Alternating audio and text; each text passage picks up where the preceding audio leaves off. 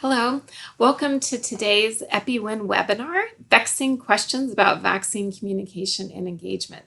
Thanks for joining us today. We were hoping that this would be sort of a popular topic of conversation because of the many different dynamics we're seeing in the COVID-19 vaccine rollout. We know at a very global level, but also at a regional level and country level, how difficult this can be to communicate around some of the issues that we're seeing take place now. So today, I thank you for joining, and I'd like to welcome a really nice set of panelists that really represent different aspects of the response that can answer your questions. So this is a little bit different in terms of our EPI-WIN webinars. This is done by the WHO Information Network for Epidemics and the Collective Service, which is a joint partnership between WHO, UNICEF, and IFRC. It's an open question and answer session today. We did collect a number of your questions around communicating vaccine-related issues, and we'll start with those today. But as you have more questions throughout the program, we invite you to input your questions into the Q&A function on your Zoom screen there. Also, if you require interpretation, please click on the interpretation button there. I believe we have French for you today. So I'm going to introduce our different panelists that are on deck for today's conversation. And if you have questions, again, put them in the Q&A section there. And if you want to direct them towards a particular person, please put their name in there as well. So we have today Monira Parvin, who's a manager for community engagement and accountability, who is in Bangladesh and works for the Red Crescent Society there. We also have Lauren Vulanovic, who's a communication specialist for the World Health Organization Pan American Health Office in Washington, D.C., who will be joining us today. She works in vaccine communications. We also have Ibrahim Elsheikh, who's a communication for development, C4D manager for UNICEF in Indonesia. And we also have Lisa Menning, who's the team lead for demand and behavioral sciences for the Department of Immunization, Vaccines and Biologics. She works at the WHO headquarters office in Geneva, Switzerland. And we also have Iain Simpson, who's the consultant supporting the WHO Western Pacific Regional Office on COVID-19 vaccine communications. My name is Melinda Frost. I'm a technical lead for risk communication, community engagement. I work in the infodemics management pillar of the COVID-19 response at the World Health Organization headquarters in Geneva. So thanks again for joining us today. With that, we're going to move right into our first set of questions that we were able to pull from your, when you registered in, a number of people inserted questions that they wanted asked. So we're going to go ahead and start with those. And again, as a reminder, I invite you to input your questions in the Q&A function. And if you want to direct it towards a specific person, please do so by putting in their name. So the first question for today is essentially, what are the drivers and the barriers of vaccination? And is it enough to just make sure that people are simply well informed? For this question, we're going to direct it over to our colleague, Ibrahim. Ibrahim? Thank you. Thank you, Melinda, and good morning, good afternoon, and good evening from Jakarta, colleagues. My name is Ibrahim. I work for UNICEF. I've been with UNICEF for the last 10 years. Mostly working on social and behavior change programming. And right now I'm leading the RCCE team here in Jakarta together with partners including IFRC, WHO, and other partners. So thank you. Interesting questions. As we have seen, COVID-19 has accompanied by infodemic, but at the same time vaccines as well, I would say. We have seen people talking about trials. We have seen people then shifting, talking about the emergency approval by WHO. Some countries have a mixed kind of vaccine. Some countries have vaccines that's already approval by WHO. We have seen people also talking about equity, who should receive the vaccines. And recently, when vaccines were introduced, people start talking about serious side effects for specific vaccines. So all of these together has a lot to do with the drivers and barriers for vaccines, I would say. In understanding the drivers and barriers for vaccines, there are some theories that help us understand these. One of the famous theories is called the health the theory of planned behavior that tells us how to understand some of the determinants around the acceptance of any kind of service that we offer. In this case, when we talk about COVID-19 vaccines, these determinants and beliefs are also called the motivators that will help into guiding and shaping people acceptance when we talk about offering COVID-19 vaccines. These motivating predictors will lead into the intention, what we call intention. And in this case, intention to take COVID-19 vaccine. And then we break it down. These intentions is shaped by three factors: the attitudes, the perceived norms, and the perceived behavior control. If we talk about attitudes, is that people have different attitudes toward COVID-19 vaccines. So for someone who lives in Indonesia or in Bangladesh or in Latin America or in North Africa or any place in the world, we will see that he or she will say, I will take COVID vaccine, it is safe, and I will get protected. That is an attitude. People have different attitudes towards the vaccines. Then the perceived norm is about the reference network that we lived in. So for example, my colleagues, my friend have taken the COVID-19 vaccine. I will take the vaccine. This is also called social proof, where we refer to these in our communications that we're shifting the message from you should do to others do, or to others does this. And then the last one and the third one is a perceived behavior control, and that is a self-efficacy, the capability of someone to take that behavior. In this case, taking COVID-19 vaccine is hard or easy for me. So this background, just to give you an understanding what will be the main determinants that will help shape the drivers and barriers for vaccine. I'll talk for a few seconds about some of the examples here.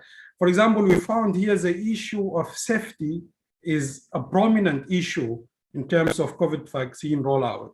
There is also some issues related to the vaccines being approved by not only medical board, but also religious affiliations. And that is an issue that also impacts the uptake of the COVID-19 vaccine. I want to stop here, Melinda, and back to you if any follow-up questions or clarification is needed. Thank you, Ibrahim. I appreciate your perspectives and answering those. And I noticed we're already getting some questions in the Q&A function. So even if the panelists want to answer specific ones in the chat area there, that would be fine too. That would be great, just to get as many questions answered as we possibly can. And out of this, we can probably pull together an FAQ list as well. So thank you, Ibrahim. So I think we'll go to the next question that we were able to pull out of the registration. And this one will be for our colleague in Bangladesh, Monira. How we communicate and engage with people and multi-sectoral holders for COVID-19 vaccination campaign rollout. How can we do this to increase trust and acceptance? Thank you, Melinda, and welcome to the all participants. Good morning and good evening to all. So thank you to all to creating such a good initiatives and opportunity to answer the vaccine question, how we communicate and engage people and monthly stakeholders for COVID-19 vaccination campaign rollout. So most of the important factor is to build trust and acceptance towards the vaccination. So most of the cases, we have received lots of the concern, pair and questions to our feedback mechanism, community perception survey. So lots of the people are queries about the vaccine, like vaccine will be safe, how they will get access, how they will complete the registration. After vaccination, they will be able to back in the normal life. So lots of the queries are around in the country and I hope around the world also. So following this situation, we develop some systematic approach and the process developed to roll out the vaccination campaign. So we start through the perception survey. So through the perception survey, we have identified some crucial and important information. So what are people current concern and what is information needs on vaccination? So we have identified 3 and 4 priority area. People are more interested about to learn from the personal experience how the vaccination is work and the side effects. So second priority was to learn about the interested about to hear the personal stories of the who get vaccinated or what is their feelings and their fears. So following the process, we have an established mechanism of feedback response mechanism. We are operating hotline. So we have received also some concern and question and queries regularly on the vaccination issues, and we have received FAQ and approved FAQ from the government, World Health. And so following this structure, we also provided answer to the people who are communicating with us. So this is the systematic approach. We have a community engagement and accountability strategy, and we have a long years of experience to engage community. So we have followed some systematic setup so to engage the community. So we have conducted some Facebook live show, online dialogue, and community-based group mobilization. And our volunteers are engaged in the countrywide volunteers network, and they are engaged in the vaccination center. They had face-to-face communication and provided information in the vaccination center. And along with that, we also continued the voice messages for the vulnerable people and people are living in the hard to reach area because they don't have access to the internet and other facilities, but they have a mobile access. So following this process, we have provided some recorded voice messages so they can get the information. And like the following, and gradually we have identified along with the vaccination information and COVID-19 situation, they are the people in need the other basic needs fulfillment services also, like food service, hospital admission services, registration services, oxygen supplies, and others also are currently ongoing. So from the information, we are gradually introducing interventions, and day by day, we are introduce the registration service for the people who are in need, and also trying to increase along with the government. And so this is the process to how gradually we are shifting and engage people and change our intervention and our communication and community engagement process. But most important thing is in the vaccination campaign rollout to engage holders, because of this is a coordinated approach, and it is a coordinated effort is required to roll out the vaccination campaign. So from our engagement is continued that we have a global platform on community engagement and accountability in the Red Cross and Red Crescent platform. And we have also maintained the connected with the risk communication and community engagement platforms also. And Bangladesh Red Crescent Society is being auxiliary to the government also. We have a coordination and connected with the national government also. And regular dialogue and coordination meeting is ongoing. So based on the experience and learning, we also organized a regional webinar with the Western Pacific regions of World Health Organization, IFRC, and UNICEF, East Asia and Pacific Regional Office. So it was a 6 series of webinar, and there are the different topics, and the current concerns also there. So through the webinars, we the framework, what will be the next steps and framework for the COVID-19 vaccination campaign rollout. So we shared the national platforms and set the strategy with the RCC platforms, and also communicated with the government stakeholder, others media. So media engagement strategy also there. So we have connected with the lots of the print and electronic media, and the social media post is ongoing. So from our experience, we have identified that so such mechanisms are working very well to compete rather than COVID-19 vaccination and COVID-19 awareness campaign and vaccinations campaign also. And we also do a community miking across the country to our people in the shutdown situation on when people in the crisis. So overall mechanism are working in the Bangladesh in like that way, and from the Red Crescent we are taking initiative to enhance the effort. And another last point is we have identified that encourage the personal initiative. So our volunteers also involved and doing work, their personal initiative, own initiative. And I do also as personal contribution in the social media communication, would conduct a social media live show to engage the old age people in the COVID-19 situation, how they are living currently in the crisis situation. So this was a regular session with the Facebook live show and connect the old age people crisis and problem and how we can contribute to enhance their life also. And I think this is all the effort is required to COVID-19 situation overcome, and also vaccination campaign rollout in the Bangladesh, because we are well aware the supply and demand gaps are still in the vaccination. So I think this strategic approach can contribute to overcome the crisis and ensure the vaccination for all. And thank you all from my side. Thanks. Thank you for sharing your experience in Bangladesh, Monira. I really appreciate it. Having worked in the country, I can kind of imagine how you maneuvered through the system and made this all work. It sounds like a lot of strong and hard work that's occurring there. So thank you for your service. I do see a couple of the participants online have raised your hand. I just want to let you know we won't be going to live questions. So if you do have a question, again, put it in the Q&A function of the Zoom contact, and we'll try to get to that. Thank you. So we'll move on with the next question that we were able to collect from your registrations. And this one will go to Lauren, and I invite Lauren to kind of introduce yourself and give us a little bit of background. So the question is, why is digital listening important when it comes to vaccination? And DC. I'm Lauren Vulanovic. I'm a communication specialist at the Pan American Health Organization, which is the regional office for the Americas for the WHO.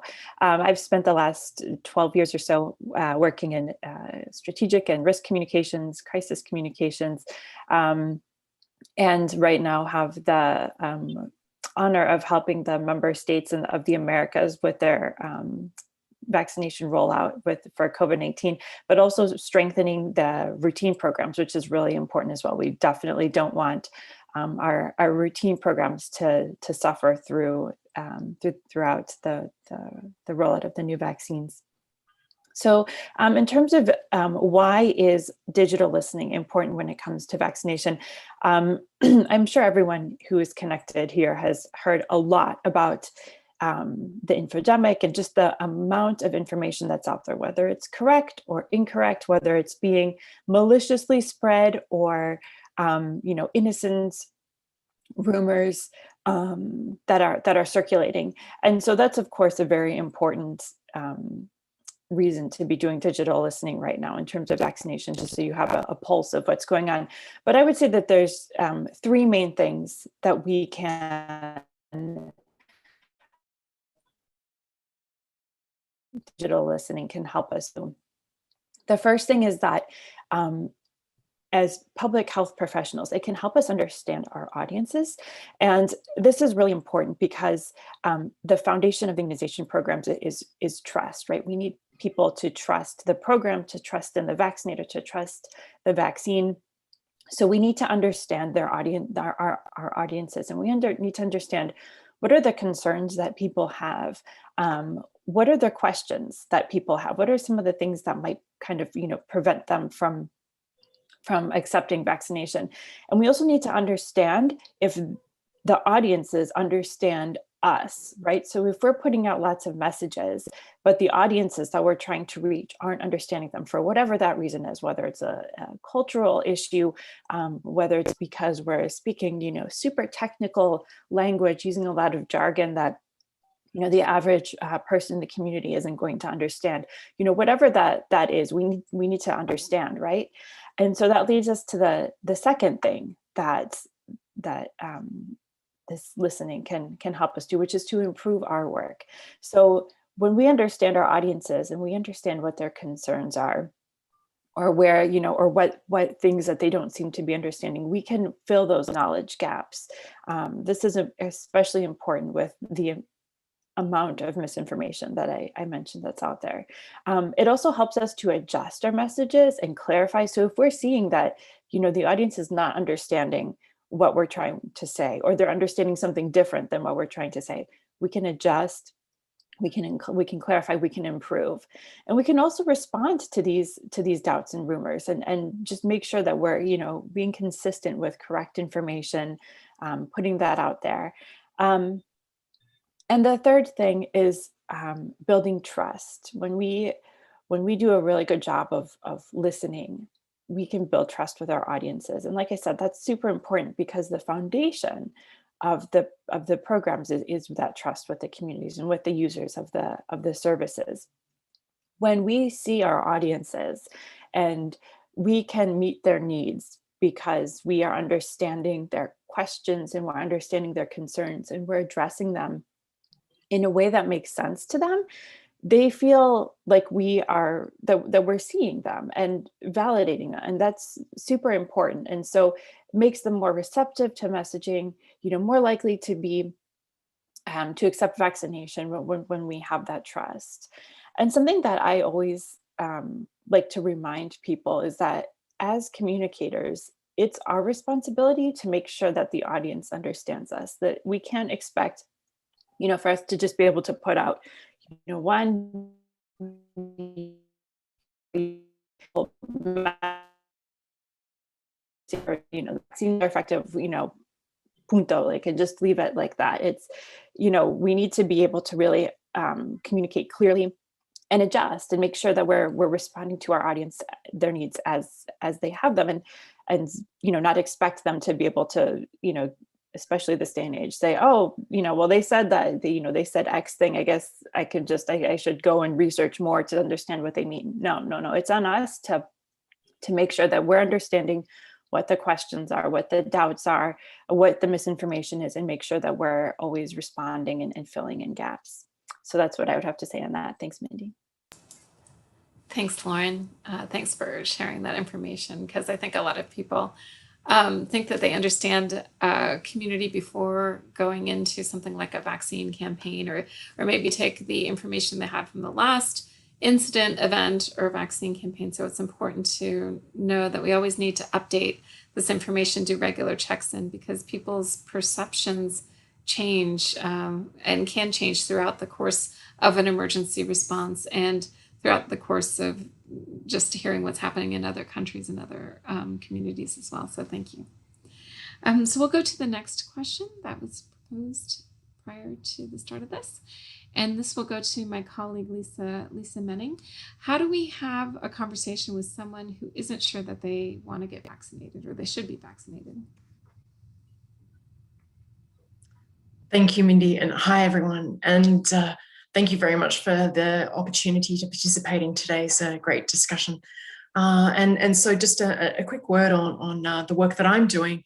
I'm based in the immunization department at WHO headquarters, and also very honored to be supporting countries and partners with the design of data-driven strategies to achieve high acceptance and uptake of vaccination.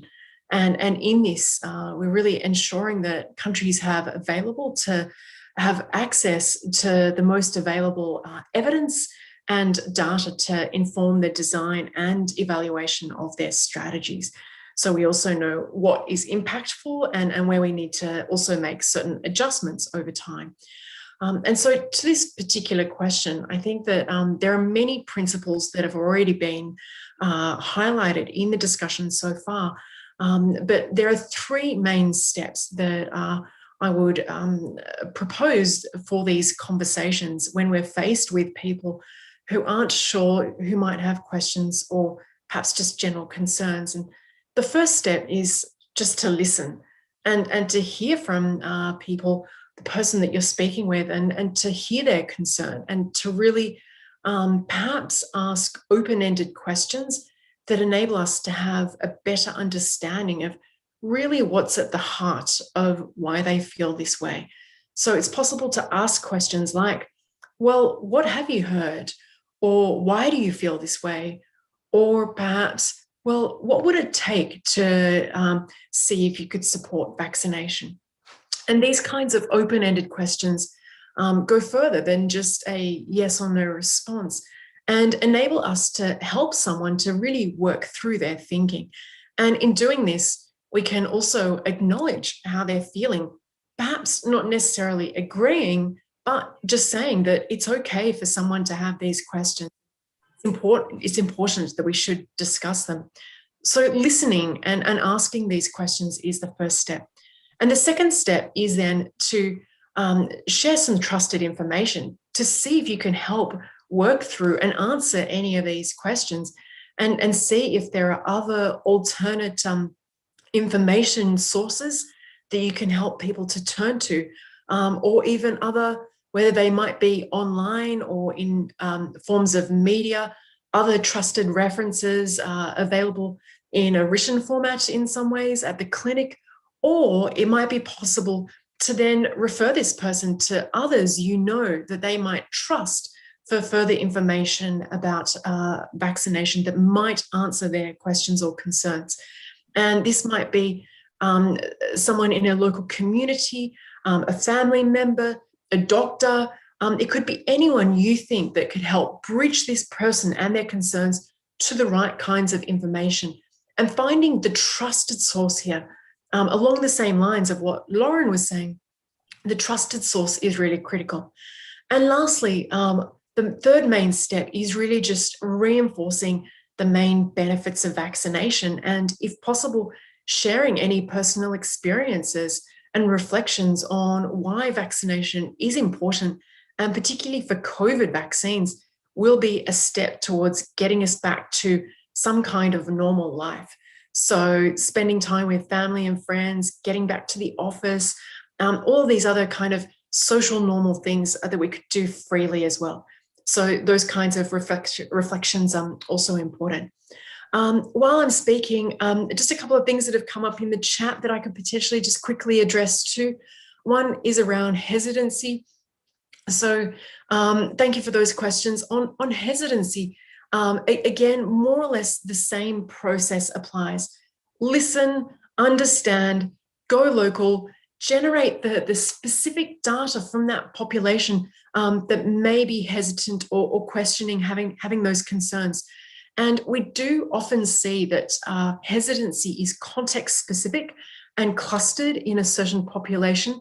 So it's really important to just dive into that exact population group where this is emerging and gather the data, listen, make sure there's a full understanding of those underlying reasons why these people may have the questions and concerns, and from there design tailored, targeted strategies, and make sure you're also measuring to figure out like really if it's working, again, through those listening strategies.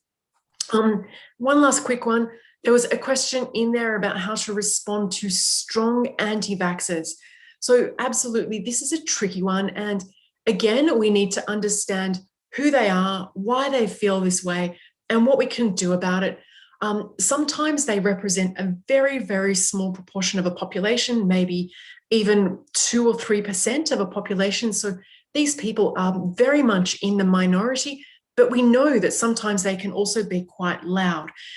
So we do need to understand who their audience is, but also remember who our audience is as well, and how much change we can potentially impact. So who might we need to work through, or what are the ways of engaging here? We need to be very strategic, and also know that it's important not to get into debates with such people as well. Sometimes it's really just not going to be possible to change their views, and that's okay. And we need to potentially just think about what can be done or to move on. So there's more to be said on that, but that's just a brief answer to perhaps get the ball rolling. Thank you very, very much again. Thanks, Lisa, and thanks for picking out a couple of the questions that were in the Q&A so we can move on since they were grouped together. Thanks, Lisa. Okay, we'll go on with our next question, which I think we've picked out for Iain. So one I think we're facing, and we're definitely seeing globally, is a task to be addressed. As the pandemic stretches into the second year, how can we continue to promote protective behaviors among frustrated populations? Iain? Sorry, I was muted. Hi, I'm Iain Simpson. I'm a consultant working on global health with different organisations. I'm currently working with the World Health Organization Western Pacific office, which covers an area that stretches from Indochina all the way through to the South Pacific. In the past, I've worked with WHO in various different places, including in Geneva. I've also worked quite a lot with Gavi, the Vaccine Alliance, with the Gates Foundation and other global health organizations. So one of the interesting things about working in the Western Pacific region is that it includes China. And so in a sense, fatigue is longer in this region than it is anywhere else in the world, because China is where this pandemic first emerged. It's where people have had to deal with some of the restrictions around COVID for the longest. So I know that we're talking about vaccination today, but for the first year or so of this pandemic, what we were talking about was social distancing, was changing behaviors. So it was about how do you motivate people to change behaviors. And one of the things that we've been struggling with a lot in the Western Pacific is combining those two messages. So yes, it's important to talk about vaccination. Yes, it's important to talk about what hope the vaccine will offer when it comes. But given that in many countries, people are going to have to wait for quite a long time before they get their turn to be vaccinated, it's also really important to communicate with people that they have to continue to use social distancing, to wash their hands, to wear masks, to avoid crowded spaces, all of those messages that have been going from the beginning. And you know, there's a kind of cliche around, is it a marathon or a sprint? And I think for COVID-19, we almost need a new word. It's a sprint marathon, because you know, we've been sprinting from the beginning. We've been running a marathon, and it's still going, and really there's no sign of it ending. So in risk communications, so we've heard already quite a lot about trust, about listening, and those are really important principles of risk communications. One of the others is sharing dilemmas. And I want to frame this as a kind of shared dilemma. I think probably everybody on this call is sharing this challenge of how do we continue to promote protective behaviors, also promote vaccinations? How do we put them together? How do we offer people the hope that, you know, as Lisa was talking about, of getting their lives back on track, of getting back to some semblance of normality, when, again, in a lot of countries, there's going to be a long wait before that happens. The other thing I want to reflect on is that, you know, we've heard about the situation in Bangladesh, we've heard about the situation in Indonesia, we've heard Lauren talking somewhat about the situation in the Americas. It does clearly vary hugely from country to country. As I said, the Western Pacific region goes from countries like Laos and Cambodia, through China, through Japan, Korea, all the way to the South Pacific. Of course, the situation is very, very different. And it's really, really important to listen to what the local concerns are and to try to respond to them. One of the countries where there's been a big upsurge quite recently in COVID-19 is Papua New Guinea. And in Papua New Guinea, there are some very specific concerns related to the suggestion that people there are being used as guinea pigs for the vaccine, the suggestion that because there haven't been any specific trials on Polynesian people, that therefore it's not tried and tested in those particular populations. So all of these questions come up, and you know, they have to be answered in a very different situation from, for example, in the Philippines, where because of a history of a couple of challenges around specific vaccines in the past, again, there are very specific concerns and very specific questions that people have. So, you know, we are at the beginning of the biggest vaccine rollout ever in history.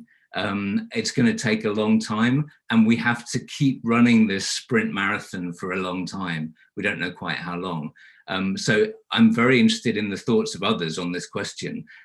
Does anybody have a great solution to how you keep promoting protective behaviors, positive behaviors, with a hopeful message that says, eventually this will end, eventually this will change, but in the meantime, you've got to keep doing what you're doing, and we can't tell you for how long.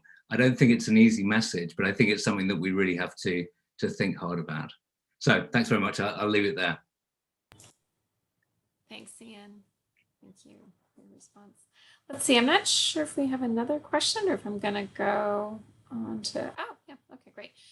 So we have this next one, which I think we're hearing quite often too.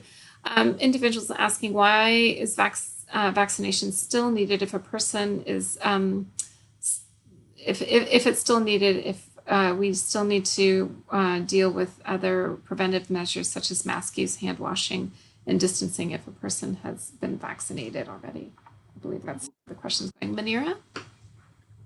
Welcome again, Melinda. So this is another concern area, is still my side also.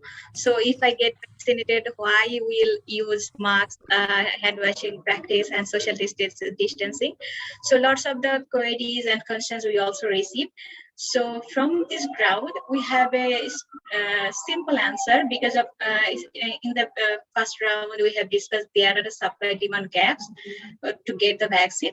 So this is the concern, and you know, you all are aware of the COVID-19 is an infectious disease, and overall worldwide it is a great crisis. So there is no effective medicine against still. But we have a COVID-19 vaccine, and it is proven it is safe for people or human body. So considering this, it will take time to cover the overall people and to get fully vaccinated. So considering the situation, we are also continue the such preventive measures and still our people to follow the preventive measure like mask, proper mask using, hand washing, and maintaining the social distancing, and avoiding gathers, and also keep safe practices. So this is the from our side, we are continuing the awareness messages through our ongoing interventions, activities, and I think we will continue this effort for the long time also until whenever we are not get fully vaccinated. So thank you all. Great, thanks. Thank you very much, Monira. So now I think we're going to shift to some of the questions that you've been asking in the Q&A function. The first one I'm pulling out, and I'm just going to surprise Ibrahim with this one. How can we make risk communication and community engagement activities more inclusive of all diverse groups in a community with a special focus on individuals with disabilities? Ibrahim, do you have any other? Yes, thanks, Melinda. I've seen the question and I typed some reactions to it in the chat. I think this is a very pertinent question, and the RCC strategy, of course, should be an inclusive strategy and should cover all aspects of segments of populations we have, and people with disabilities are among those who should be also considered in these RCCE approaches. One practical way of doing this is to have them part of the RCCE network. I've seen in a couple of examples. For example, here in Indonesia, we have an RCCE network and we have an RCCE working group. The working group consists of a small group where we take decisions and give strategic directions, while the RCCE network is a broader network in the community. So we have in the RCCE network representation of different groups, including persons with disabilities, including adolescents and young people, including faith-based organizations, youth associations, and many other groups. So that is one example of doing it. It's also important to have a meaningful discussion with them to understand their issues, their concerns, their aspirations, and we give them an opportunity to shape some of the RCCE products. For example, information, communication, education materials, how we can design this in a consultation way, making sure that we reflect their inputs in this. Thank you, Melinda. Great. Thank you very much, Ibrahim.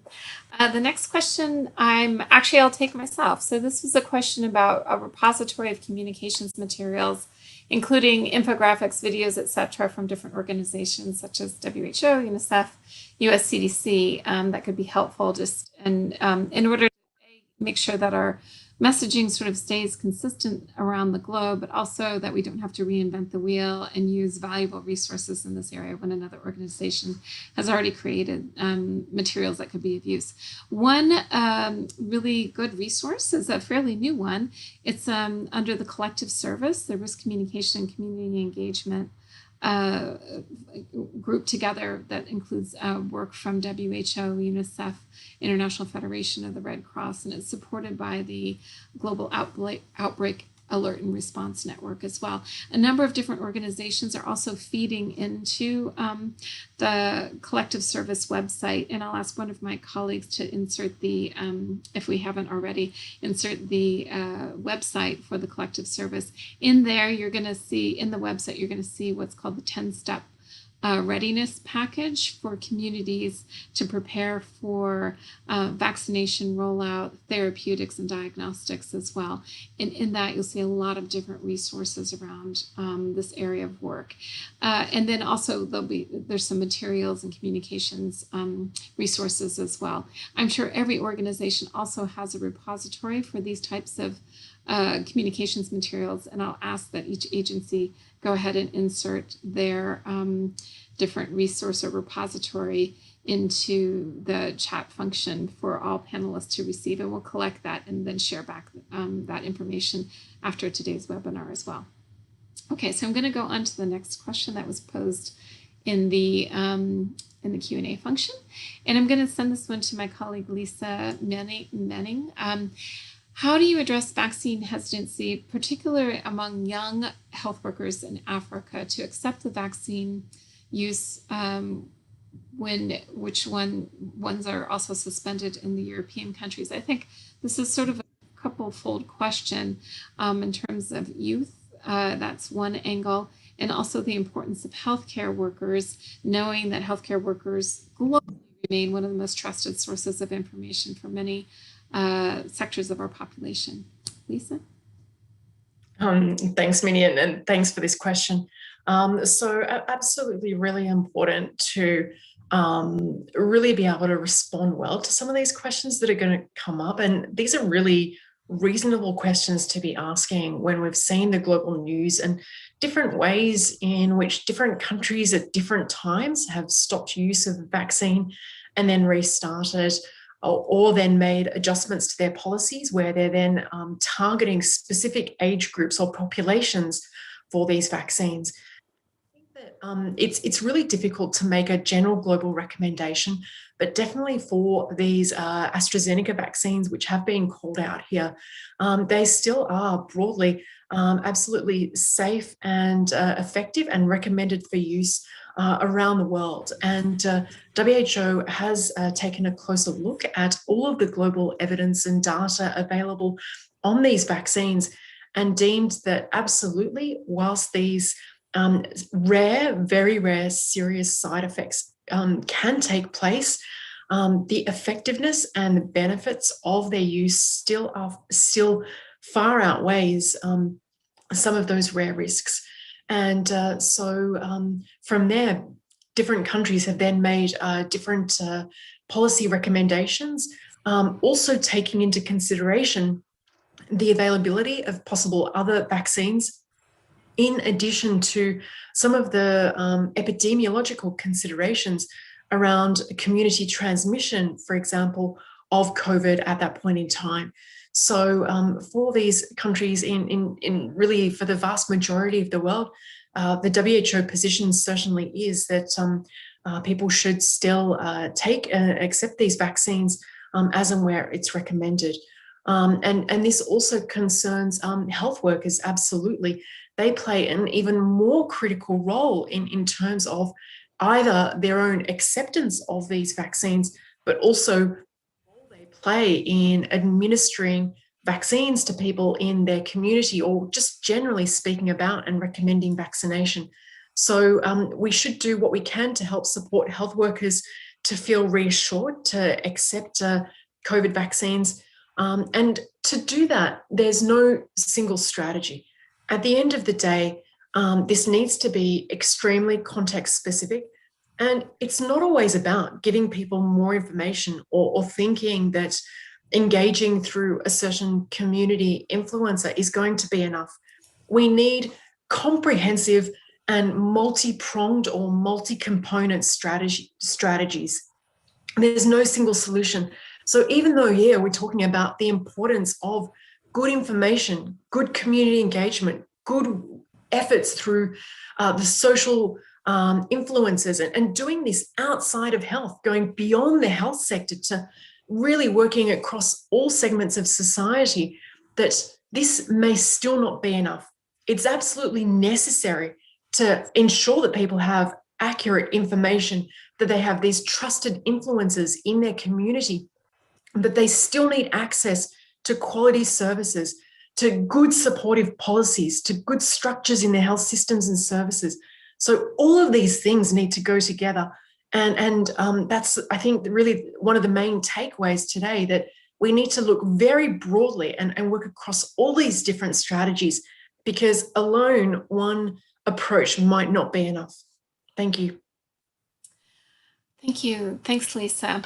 I'm going to now turn to Iain for the next question. There have been a couple of different threads of conversation specifically around Roma communities in parts of Europe, but I think essentially what we're trying to get to at this question is how to work with communities that may not be as linked to health systems as other communities, but also to gain enough trust so that these communities can also share valuable information and insight with other people within their communities. So essentially how to pull them in to be part of the response, because they're no doubt trusted sources of information within their communities. And do you have some strategies around that? So I think, and actually I saw Ibrahim responding partly to this message as well, that I think that, you know, the key to this is to work with people from within those communities, and it's not easy. I see that I think it was Khalil who asked the question originally, said that the challenge has been identifying people from within that community who are willing to take the lead and work with the public health authorities.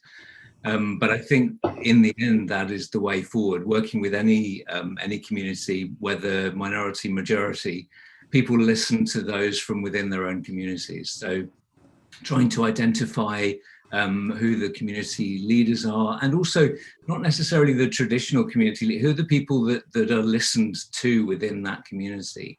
In some cases, they might be celebrities, or they might be people with a political voice, or they might be religious leaders. Every community has a wide range of people that they listen to, but trying to engage with those community leaders and community representatives, and also, you know, as Lisa said, really answering the questions that people have. So I don't think you get anywhere by simply insisting that people deliver a particular message, but really engaging with, well, why is it that it's hard for those community representatives or those community leaders to deliver this message within their own community? What are the dilemmas that they have? What are the challenges that they have? How can we help them with that? So, you know, I think listening, again, you know, we've all talked in different ways about the importance of listening, and listening within specific communities, whatever the tools are, listening to the communication channels that exist within those communities. And then really having that engaged conversation and trying to identify, there's almost always an entry point. There are almost always some people who are willing to have that conversation, to have that engagement, and finding that as a way. And I think that that's essential, and that is going to have to happen more and more as the vaccine rollout continues in more and more communities in more and more parts of the world. We're going to have to do the work to find those pockets of opportunity, because hesitancy is a challenge, but hesitancy is also an opportunity to have that conversation and really to try to engage with community representatives to deliver those messages. So some thoughts, not a full answer, but some thoughts. Thanks, Iain. These are difficult questions, and difficult because happening in different ways and rising in different, you know, speeds in different parts of the world. So yeah, it's not so concentrated anymore in terms of our ability to respond effectively. with communications or community engagement. I'm going to turn the next question over to Lauren in WHO, and it's essentially about some communities losing confidence and potentially trust in government, and then not necessarily trusting to get a vaccine, and then instead relying on herd immunity. Essentially, they're asking the questions like, why should I expose myself to potential risk of vaccines when I can just rely on herd immunity? I know this is maybe an issue even in the United States, so that's why I'm turning the question to you. For sure. Thanks, Mindy.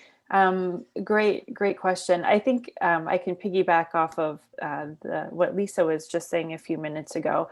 First of all, that if a community has lost trust in the government, which we know is happening in some countries, and of course we're in a very difficult context right now with the pandemic in general, but access to vaccines, there's the questions about the vaccines that community members might have, et cetera. But I think, again, going back to the issue of trust. So if the community has lost trust in the government, then figure out who they do have trust in, and start working with those individuals and those, whether they're community leaders, religious leaders, whoever that you can start working with to build relationships, and making sure that, that the community's concerns and questions are addressed.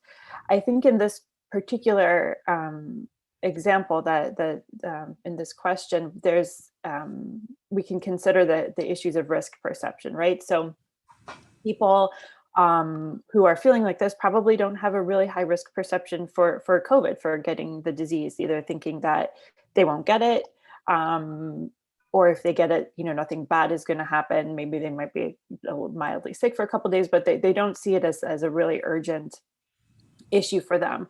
Whereas seeing the vaccine as something, new, we don't know much about them, is what they could be thinking, right? So I would encourage that, when you're working with communities like these, and after you're finding, your trusted links with the communities, to kind of communicate about that risk perception and reassuring people, again, like Lisa was saying, very, very minor risks associated with the vaccines versus really real and probable risks of suffering complications from COVID, death, et cetera. So, adjusting the risk perceptions a little bit.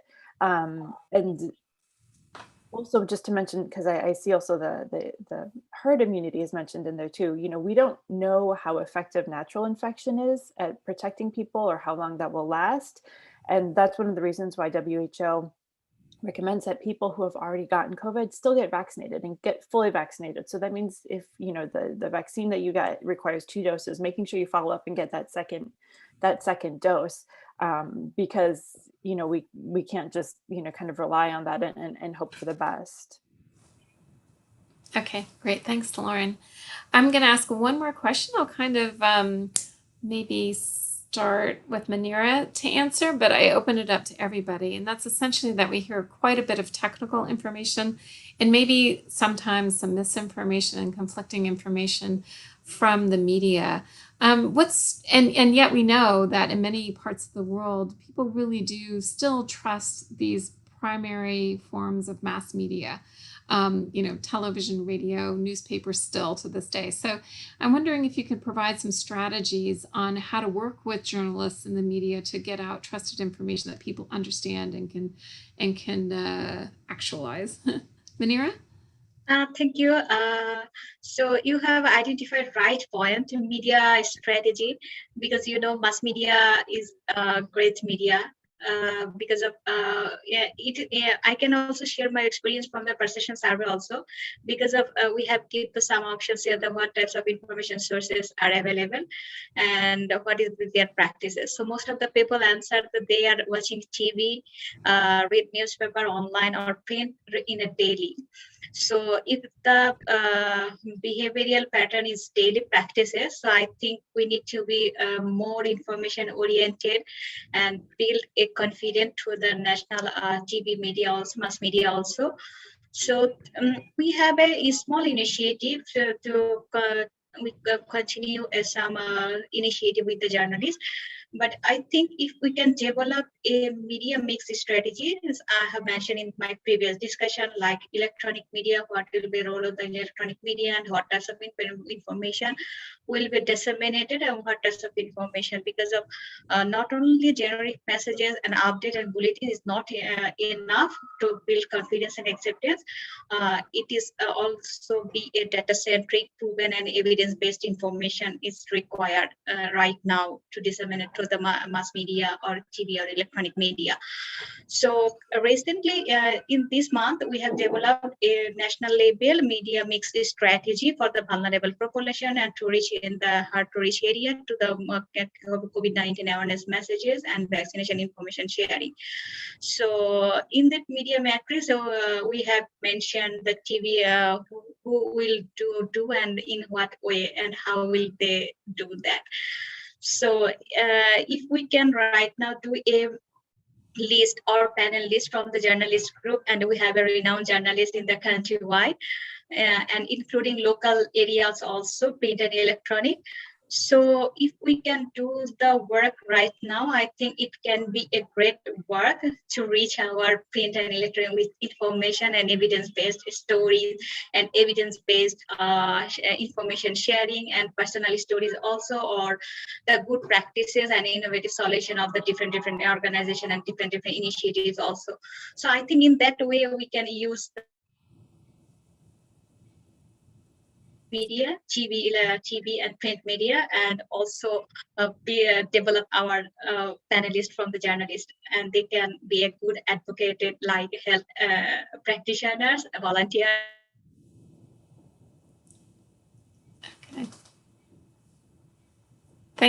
Thank you, Monira. I think you were just wrapping up there. I'll open it up to any of our other panelists with a last word and any strategies around this area or any other thing that we have not identified yet. Well, just quickly, Melinda, on the journalist, I think in addition to the public awareness, we have been working with journalists as an advocate for equity distribution of the vaccines. For example, one example in Indonesia, we have realized that teachers were not prioritized, and teachers are important for the school reopening. So I've been working with a journalist to advocate for this. Thank you. Thank you. That's a great point. Thanks, Ibrahim. Ian, Lisa, Lauren? I mean, I think it's essential to provide really great digestible information to media, and I think we've all been trying to do that throughout. And journalists' job is, so I have to declare my interest as a former journalist, but journalists' job is to ask questions, and it's actually quite a good form of listening. If journalists are asking tough questions, often it's because we're not providing good enough information. So thinking of the media not. So yes, you can use the media to advocate, but also it's one of the best ways of getting information out to a large number of people at the same time. But it's got to be great information, it's got to be accurate, it's got to be truthful, trustful, all those other things.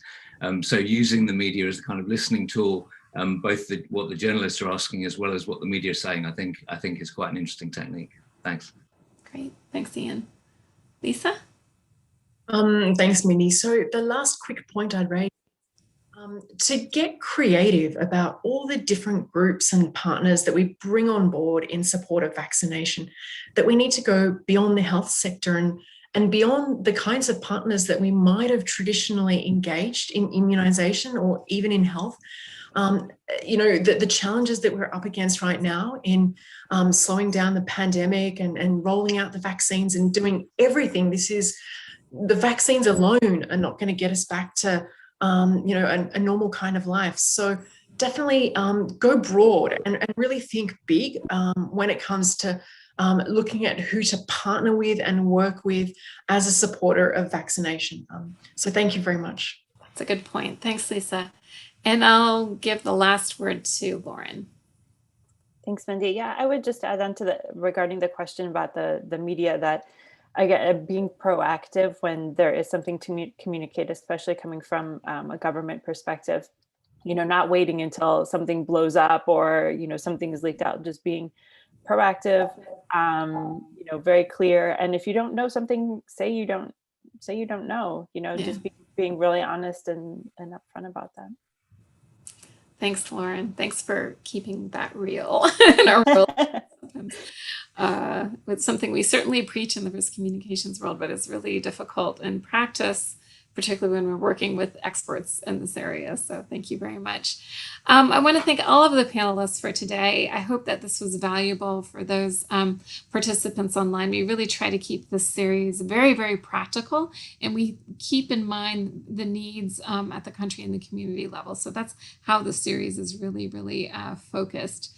So we hope that this has been helpful to your response efforts. We'll collect all of the questions together and put them together in a frequently asked question list. This is valuable for us too. We learn quite a bit from you in the questions that are being asked. It helps inform our response at all three levels that we're working with globally, regionally, and then at the country level. So I think this will help inform our future communications and with you and the people that you're working with in country and community. So thank you very much for spending your time with us today, and we'll see you soon. Thank you.